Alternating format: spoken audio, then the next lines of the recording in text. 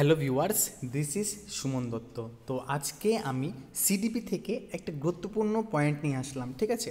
তো এই পয়েন্টটা আমাদের খুব ভালো লেগেছে, আর এখান থেকে আমি দেখলাম গত 2-3 বছর খুব ভালো প্রশ্ন এসেছে, তাই এটা আমি তোমাদের সাথে শেয়ার করলাম। তো নিজেও লিখলাম, শিখলাম, প্লাস তোমাদের সাথে শেয়ার করলাম। তোমাদের সাথে শেয়ার করার একটি উদ্দেশ্য কি, যাতে এই কনসেপ্টটা আমার চিরজীবন মনে থাকে। দেখো, আরোহী পদ্ধতি, এই আরোহী পদ্ধতির অপর নাম হলো ইন্ডাকটিভ পদ্ধতি বা সিস্টেম। দেখো, আমাদের উচিত যখনই আমরা প্রশ্ন অ্যান্সার দিতে যাব তখন অবশ্যই ইংলিশ কোশ্চেনটা দেখা দরকার, ঠিক আছে। কারণ দেখো, ওভারঅল কিন্তু তারা সবাই টেট পরীক্ষার মধ্যে বা যে কোনো পরীক্ষার মধ্যে ইংলিশ প্রশ্নটাই কিন্তু তারা গ্রহণযোগ্য বলে মনে করে। তো আমি যদি এখন এই যে পদ্ধতি আছে আরোহী পদ্ধতি, এটা ইন্ডাকটিভ পদ্ধতি, ঠিক আছে। আমি এটার ইংলিশ জানি, কিন্তু কথা হলো বলা যায় না। ত্রিপুরা টেট তো, সি টেট হলে সমস্যা নাই, ঠিক আছে। ত্রিপুরা টেটে অনেক ইউনিক প্রশ্ন করে, ইউনিক বাংলা অর্থ নিয়ে আসে, ইউনিক সব কিছু ইউনিক তারা করতে পারে। তাদের কাছে অনেক কিছু সিস্টেম আছে, শুধু আমাদের মাথায় এসব কাজ করবে না।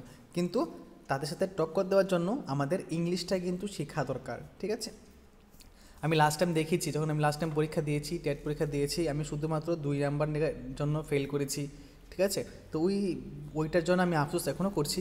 কোনো সমস্যা নেই, আমি এবার চেষ্টা করব, কিন্তু এবার আর সেই ভুলগুলো করবো না। তার জন্য বললাম যে ইনডাকটিভ ইংলিশটা আরোহী পদ্ধতি, দেখবে পরীক্ষার মধ্যে গিয়ে এই আরোহী পদ্ধতির নামই চেঞ্জ করে দিয়েছে। তাই তুমি যাতে পারা প্রশ্ন হতে না ভুলো, তার জন্য বললাম যে ইংলিশটা ভালো করে শিখে রাখবে। দেখো, এই পদ্ধতির সিস্টেম কি, বিশেষ থেকে সাধারণ। এখন দেখো, বিশেষ থেকে সাধারণ মানে কি।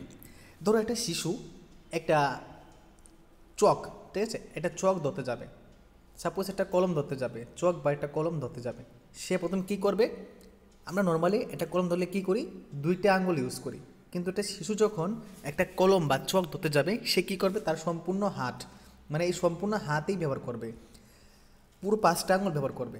তো এই যে সিস্টেমটা, এই সিস্টেমটা কোথা থেকে পড়ে, এই সিস্টেমটা পড়ে আরোহী পদ্ধতিতে, মানে পার্টিকুলার টু জেনারেল, মানে সবগুলো থেকে একটা সিস্টেম, মানে একটার দিকে যাওয়াটা, ঠিক আছে। দেখো, বুদ্ধিদীপ্ত নিয়মাবলীর উপর নির্ভরশীল, এটা মুখস্থ রাখবে। এক্ষেত্রে ব্যাকরণের ভাষাকে অনুসরণ করে, গ্রামার ফলোজ ল্যাঙ্গুয়েজ, মানে এই যে আরোহী পদ্ধতি, ঠিক আছে, এই যে আরোহী পদ্ধতি আছে, এই পদ্ধতিতে কিন্তু ব্যাকরণের ভাষাকে অনুসরণ করে। তো দেখো, তোমাদেরকে একটা লামসাম প্রশ্ন দেবে, দিয়ে বলবে যে এটা ব্যাকরণ ভাষাকে অনুসরণ করে। বলো তো এটা কী পদ্ধতি, আরোহী, অবরোহী, তারপরে আরও অনেক কিছু দিয়ে দেবে। তো এই যে পয়েন্টটা ভালো করে শিখে রাখবে, এই ব্যাকরণ ভাষাকে অনুসরণ করে কোথায়, আরোহী পদ্ধতিতে। পাঠ্যপুস্তকের সাহায্যে ব্যাকরণ পড়ানো হয়। ওকে, কীভাবে পড়ানো হয়, পাঠ্যপুস্তকের সাহায্যে ব্যাকরণ পড়ানো হয়। শিশু ও কিশোর ছাত্রদের জন্য উপযোগী। ধরো, এই আরোহী পদ্ধতি প্রশ্ন দিয়ে বলল এই পদ্ধতিটা কাদের জন্য প্রযোজ্য, বালকদের জন্য, বালিকাদের জন্য, কৈশোরদের জন্য, না শিশুদের জন্য, ঠিক আছে। এরকম হইতেই পারে প্রশ্ন। তো তখন মনে রাখবে যে শিশু ও কিশোরদের জন্য উপযোগী, অধিক সময় সাপেক্ষ।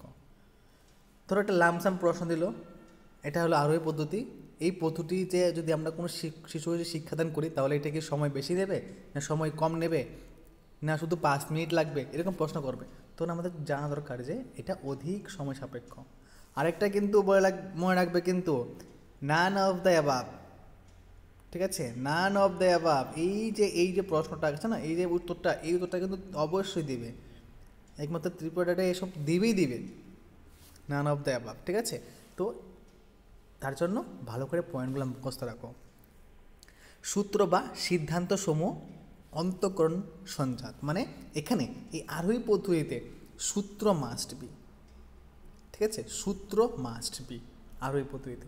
তাহলে আমরা কি শিখলাম, আরোহীতে কী করে, সূত্র থেকে উদাহরণে যাই, ঠিক আছে। আরোহী পদ্ধতিতে আমরা মনে রাখবো যে সূত্র থেকে উদাহরণে যাই। ওকে, এই উদাহরণে আমরা সূত্র থেকে যাই, মনে রাখবে। ব্যাকরণ পাঠকে আকর্ষণীয় করে তোলে, ব্যাকরণ গঠিত বিষয়ে আবিষ্কার উপযোগী, ঠিক আছে। এই আরোহী পদ্ধতি কী করে, ব্যাকরণ পাঠকে আকর্ষণীয় করে তোলে। তো এই যে ছোট্ট একটা পাঠ আরোহী পদ্ধতি, নিশ্চয়ই তোমরা ভালো করে শিখবে, নিশ্চয়ই ভালো করে শিখে রাখবে। এখান থেকে এই যে পয়েন্ট আছে, এই যে এখানে কটা পয়েন্ট আছে, 8টা 9টা পয়েন্ট আছে। এই 9টা পয়েন্ট থেকে অনেক কিছু রকমই প্রশ্ন করতে পারে। তাই আমি সবাইকে বলবো, যে রিকোয়েস্ট করবো, এই পদ্ধতিটি ভালো করে শিখে রাখো। বাই চান্স যদি এখান থেকে 1 নাম্বার চলে আসে, মনে করবে এটা তোমার ক্রেডিট। তো দেখা হচ্ছে একটা গুরুত্বপূর্ণ ভিডিওতে।